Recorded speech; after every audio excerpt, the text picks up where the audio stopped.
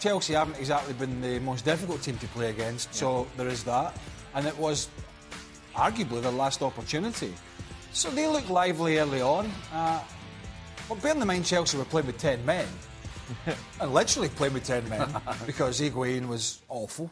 I think when he woke up this morning, he woke up offside. There was a linesman, an assistant standing in his bedroom with a flag up. He was only onside once, and that was a chance at the end that he made a mess of. Yeah. So it was a big opportunity against a Chelsea side that looked a little slow, a little pedestrian again, particularly in midfield, with a heavy reliance on Eden Hazard with no Hudson-Odoi.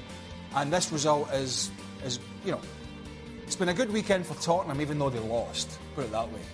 In some sense, the best weekend Tottenham could have had with losing, as they did to West Ham, was the fact that Arsenal lost, United couldn't beat Chelsea, and the fact is that's a good point for Chelsea, bearing in mind they've got a +8 goal difference on United. This Gonzalo Higuain thing is fascinating because clearly he's not fit. Well, clearly he's not the player that Chelsea thought. Well, he should be fit. However, anyone who's seen Milan, anyone who's seen him play for Milan this season would know this is pretty much the Higuain you got. Nowhere near the standard. Nowhere near the standard of the player who scored. Listen, at the end of the day, he's the guy you want on the end of things. So if you're going to have Higuain in your team, you need to create chances. And if he doesn't take them, then it's a surprise. If you've got a team set up that isn't looking to put balls into the box early or make opportunities for your centre forward, and they're more interested in players coming from wide areas trying to score, then you're going to get from Higuain what you get. And that's not a lot of chances. Really? And so if you're asking him to do anything else, then you're actually putting him in a position to fail. So you're giving him a pass, basically? No, I'm saying it's not his fault. Right. I'm going to say it's not his fault. As unfit as he looked, and there's no way he shouldn't be unfit, but his touch was horrible. Every time it came near him, he gave it away. He was offside 1,000 times, as Craig said. But at the end of the day, he's there to put chances away, and they're not making chances for him. He's a penalty box striker. That's what he is. That sounds strange. Every striker's a penalty. But what I mean is, he doesn't do much or offer much else outside the box, in the channels, linking play up, and at times Chelsea's slow play doesn't help him. Right. Now, at times this season, particularly as the criticism has come Sarri's way, and he has slightly changed the personnel a little bit. They have managed to quicken up now and again, and it's been much improved. But every now and again, they lapse back into a slower tempo, try to play through Jorginho all the time, and he kind of gets isolated.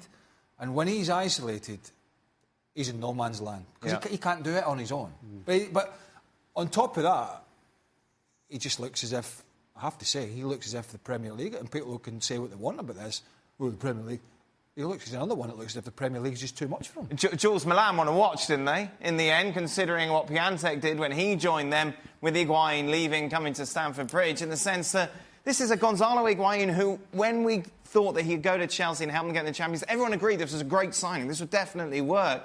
But we were maybe thinking about a Gonzalo Higuain of a season ago as opposed to the player that Chelsea got now. Yeah, it's quite a fascinating story, really. He's very happy in London. He wants to stay at the club. But what he brings to this team is almost nothing, really. And maybe you thought the goal he scored against Burnley last Monday would be the turning point, that something would happen and then he would maybe go into better form and scoring goals again. And I agree with the boys in terms of that he doesn't have many chances.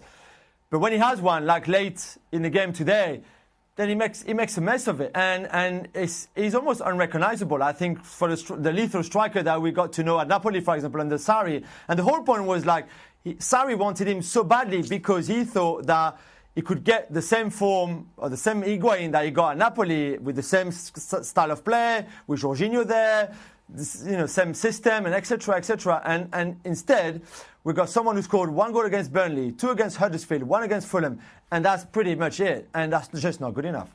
The race to the top 4.